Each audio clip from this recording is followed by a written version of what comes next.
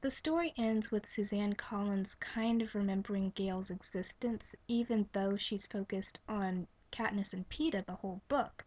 And so she shoehorns a little bit of jealousy, foreshadowing the brewing of a love triangle for the next book. That's right.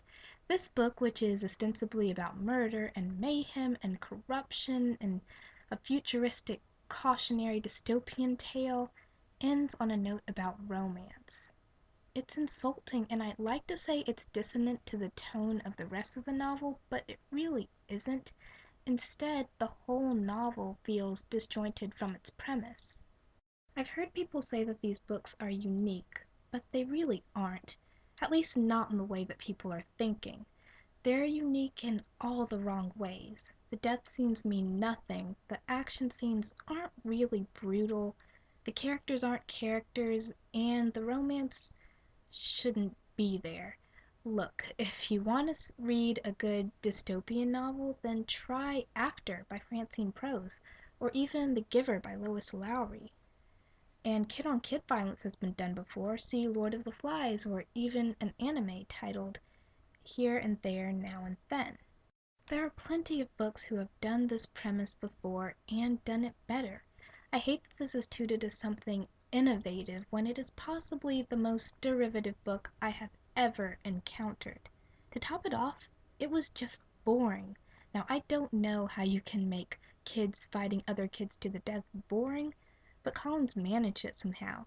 I imagine it's how I would feel if I was reading a movie script. Movies are a visual medium and they are meant to be watched and not read for a reason. The same reason that movies and books are written differently, and Collins just failed to grasp that. For that reason, I found the books a real chore to get through. Now, as for the movie, there isn't much to say about it.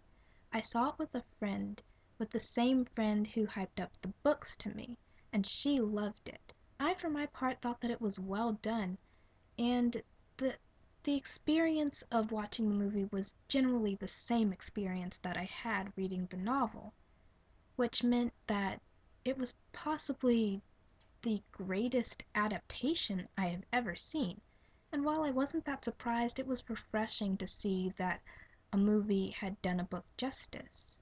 Regardless of how I feel about the franchise, I'd recommend the movie. Fans of the book, it will be a treat. And if you're not a fan of the book, I think you could still get something from the movie.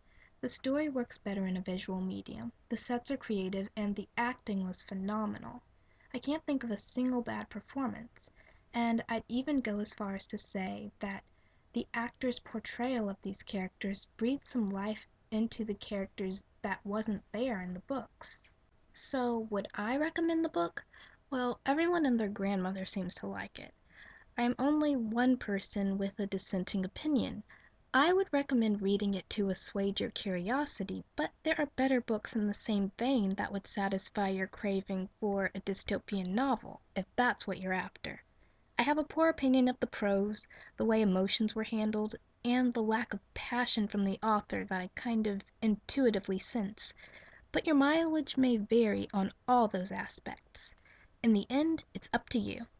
I leave the book with 3 stars out of 5, mostly for interesting ideas and comparison to its contemporaries. It's better than a lot of other novels that came out around the same time. Does that make it good on its own merits? That's debatable. But my 3 out of 5 stands because it wasn't a bad novel so much as it just wasn't a very engaging one. Would I recommend the movie? Absolutely go see it. There's a lot of shaky cam and some exposition is clunky, but what are you gonna do when you're in a different world? There's gotta be some exposition in there somewhere. The CGI in some scenes looked a little goofy, but the acting, lighting, sets, all that good stuff is more than enough reason to go watch it. So I'd give the movie a solid 4 stars out of 5. Yes, the movie was better than the book. That never happens. Well, I knew this was a risky first episode, but I want to make it clear here at the outset that fear of backlash will not prevent me from giving an honest opinion, even if that opinion is unpopular.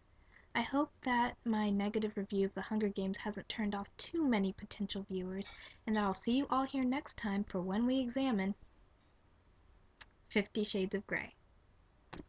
Till then, everybody, I'm your friendly neighborhood librarian, signing off.